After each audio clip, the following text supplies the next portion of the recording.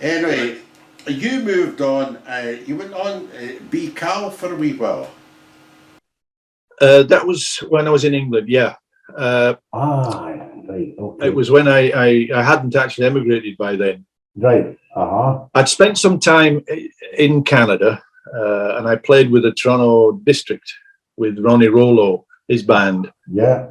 That was just like a holiday thing. Okay. And then when I went home, I think it was when the Glenfiddich was on. I arrived home on the Thursday and then drove up to Glasgow or wherever it was to watch this competition. And when I walked in, Jimmy Liddle, who played with the B Cal, I didn't know him, but and he said, "John, do you want to play with B Cal?"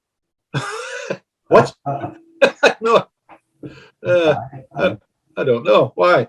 Well, we're going to Texas on Tuesday. If you want to come down, we can get your uniform and we'll fly you down. And okay. So that's how I ended up playing with B Cal. How long were you there with them, John? Was it just a short time or what? It was about a year. Aye. It was about a year. So what's the time frame about shots then? I started with shots. It would be the end of 74. Okay. After the end of the season with 74. I didn't think I would. I remember there was a drummer in the band, Lanarkshire Police, John Scullion. Yes.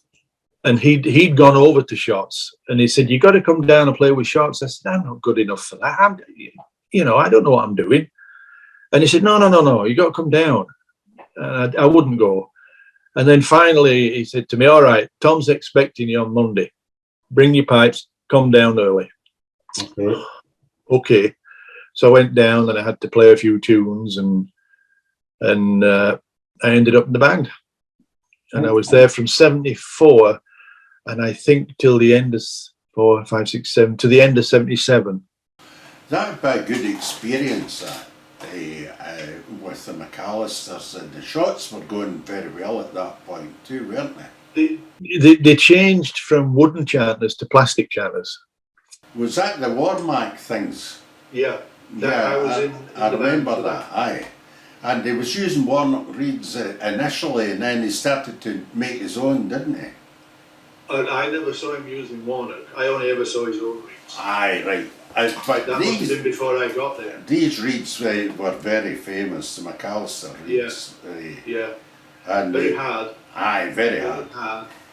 I remember Ian McClellan, that was his favourite reeds, in the Strathclyde Police Band, and one of the guys who played with him said that because of the reeds that Ian gave him, the McAllister reeds, this chap got 2 hernias and had to stop playing. I would believe it. Oh yeah, I have no problem believing it. So as Ian used to say to me, "Listen, Scotty," he says, "there's no bad blowing in my band." He says, "There's only 2 ways of blowing. It's like an electric light switch. Either goes or it doesn't go. So you don't blow it full blast, then you're off." Oh yes, absolutely. Oh, it was all power. The unfortunate thing with that trip to shots was everything was secret. If ever he adjusted your reed, he'd turn his back on you, and he never said much. Never said anything. There was a lot of self-discipline in the band. Yeah. If you struck up and your pipe was going well, the guys would go, "Hey, well, great," and if a drone stopped or something happened, rubbish, Aye. And Tom never said a word about that stuff. And I can't say the main thing that I learned was from the band, like to Johnny Barclay. He was Johnny Barclay, Danny Connors, and Ian McIntyre. Watching these guys, how they operated their pipes and the sounds that they got, and copied those fellas. They had a tremendous tone at that time. Yeah.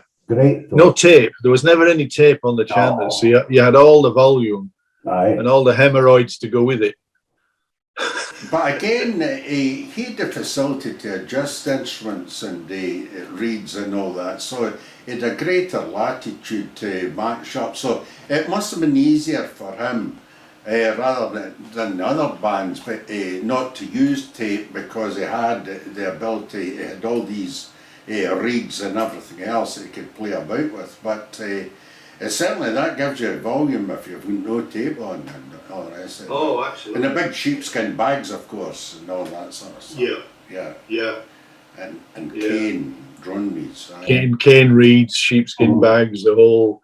Yeah. I remember one night there was a visitor came down, and he had new reeds for the band. It was coming up to the contest season, and somebody was over with a band from Australia, New Zealand, and they were picking up a box of reeds. And he had the box on the side, and I remember he came in and he was talking to Tom. Tom said, "There's your reeds," and he said, "I've heard that you send all the poor reeds over to other countries." And Tom looked at him. That's not right.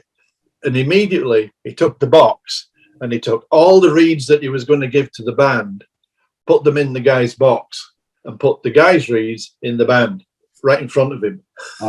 And there were no cheated, no seconds. To be fair to McAllister's reeds at that time, I don't think there were many bad ones there. They're all quite high quality reeds and all this. Oh, they were good. They're good reeds. Yeah. I made it into his workshop once. It was I think it was under a hairdresser or something in Shots on the main street, but you had to be like 5'1" to get in. It was a really low season. It's the ceiling. Looking out, but they had a little room where they pressed, and I just saw it then on the way by. Absolutely. The one was there a Willie? Willie. He did a lot of work in the back room. Yeah.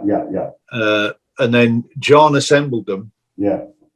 And Tom kind of tested them. Yeah. It was just a little system they had, and it was once you worked out a system. And I remember how they shaved the reeds down, the tool they had to shave them down, and I just got to see it, and then he threw me out. Okay, trust me, I don't want to make chanter reeds. He was worried I was going to copy him. But you find that with all the reed makers, they want to keep that wee vital part just up their sleeve, and they're a wee bit cautious in case somebody copies their